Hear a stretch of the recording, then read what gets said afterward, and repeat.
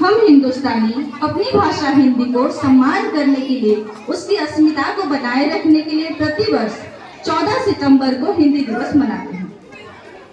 विश्व में सबसे ज्यादा बोली जाने वाली भाषाओं में हिंदी तीसरे स्थान पर आती है। हिंदी भाषा को राजभाषा बनने के लिए जो सफर है उसका वो आसान नहीं है। संस्कृत से जन्मी पाली, प्राकृत, अपभ्रंश, अपहरण, इतनी सारी भाषाओं से होके गुजरती हुई हमारी हिंदी सहज, सरल और सुगम बन जाती है और हमारे सामने प्रस्फुटित हो जाती है, पुलकित हो जाती है और बन जाती है प्रत्येक भारतीय की हृदय की रानी और पहुंच जाती है संविधान सभा में। 14 सितंबर 1949 को एक मत के साथ संविधान सभा में हिंदी भाषा को राजभाषा घोषित कर दिया गया और फिर हिंदी भाषा को राष्ट्रभाषा बनाने के लिए सुभाष चंद्र बोस, महात्मा गांधी, बाल गंगाधर तिलक, इन सभी महान महापुरुषों ने बहुत सारे आंदोलन किए, जबकि उनकी अपनी भाषा हिंदी नहीं थी। फिर भी वह जानते थे कि हिंदी भाषा ही एक ऐसी भाषा है जिसमें राष्ट्रभाषा बनने की हर गुण समाहित है। 1917 को महात्मा गांधी जी ने संविधान सभा में एक प्रस्ताव भी रखा था राष्ट्रभाषा, हिंदी को राष्ट्रभाषा बनाने के लिए। विश्व भर में करीब 62 करोड़ लोग हिंदी भाषा बोलते हैं और 2011 की जनगणना के अनुसार भारत में करीबन 53 करोड़ लोग हिंदी बोल सकते हैं और लिख भी सकते हैं। 10 सबसे ज्यादा पढ़ी जाने वाली अखबारों में से 6 हिंदी के अखबार हैं। हिंदी भाषा केवल भारत में ही नहीं बल्कि Pakistan, Nepal, Bhutan, Japan, Indonesia, South Africa, China, Japan, इन सभी देशों में भी बहुत संख्या में बोली जाती है। हिंदी भाषा हम भारतीयों की मन की आवाज है। कश्मीर से लेकर कन्याकुमारी तक, संसद से लेकर सड़कों तक और साहित्य से लेकर सिनेमा तक, सभी में हिंदी भाषा एक संवाद की एक बहुत बड़ी पुल बनकर सामने आती है।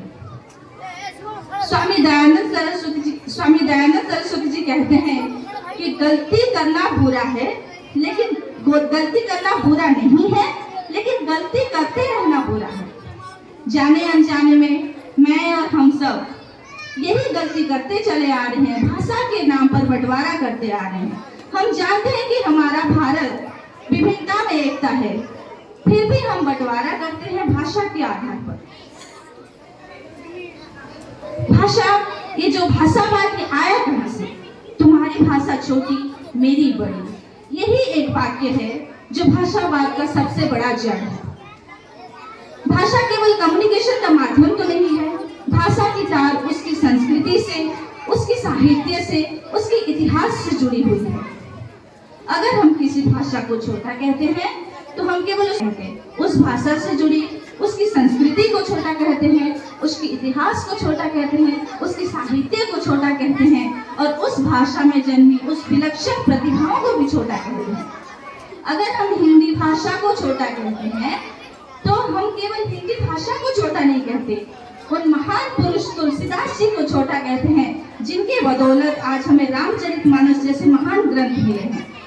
अगर हम ब्रज भाषा को छोटा कहेंगे तो वात्सल्य रस के मर्मज्ञ कवि सूरदास जी को छोटा कहते हैं।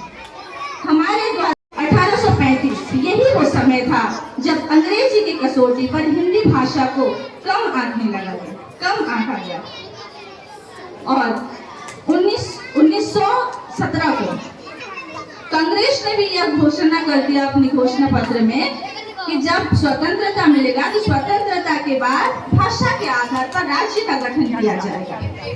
पट्टी श्री रामलू वो एक बहुत बड़े गांधीवादी नेता थे। उन्होंने 1952 में तेलुगु भाषियों के लिए एक अलग राज्य की मांग करते हुए आमरण अनशन शुरू कर दी। अनशन के 56वें दिन उनकी मृत्यु हो गई। तब स्वतंत्र भारत के प्रधानमंत्री थे पंडित जवाहरलाल नेहरू। उन्हें बाध्य होकर भाषा के तौर पर, भाषा के आधार पर एक राज्य गठन करना पड़ा, वो आंध्र प्रदेश था। उसके बाद तो जैसे भाषा के आधार पर बहुत सारे राज्य गठन हो गए, जैसे कि महाराष्ट्र, गुजरात, हरियाणा, पंजाब, ये सब। हमारे बीच वैमनस्य, क्षेत्रवाद, ये सब बढ़ते जाएंगे। एक बार 1899 को स्वामी विवेकानंद जी अमेरिका गए थे। अमेरिका में अमेरिकन ने पूछा स्वामी जी से, how are you Swami ji? स्वामी जी ने उत्तर दिया, मैं अच्छा हूँ। अमेरिकन को लगा कि स्वामी जी को अंग्रेजी नहीं आती, लेकिन उसको टूटी फूटी हिंदी आती थी। तो अमेरिकन ने अगला सवाल हिंदी में किया, आपको यहाँ आके कैसा लग रहा है?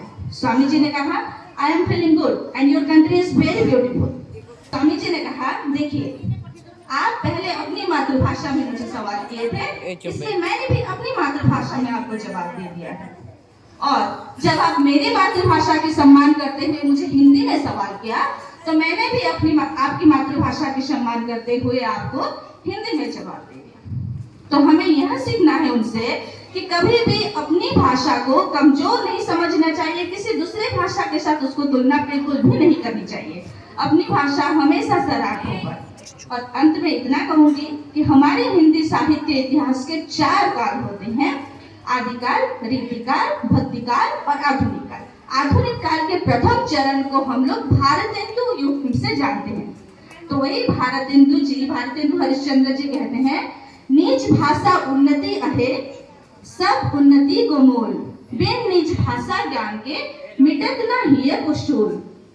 अंग्रेजी पढ़ के यद्यपि सब गुण होत प्रवीण, पै नीच भाषा ज्ञान बिन रहत हीन के हीन। भाषा या माताएं कभी छोटी या बड़ी नहीं होती। तुम्हारी माँ तुम्हारे लिए बड़ी है और मेरी माँ मेरे लिए बड़ी है। इसलिए हमें हमेशा यह करना चाहिए, जब हम एक दूसरे के सामने आए तो तुम मेरी माँ की चरण छूकर आशीर्वाद लो और मैं तुम्हारी माँ की चरण छूकर आशीर्वाद दूं।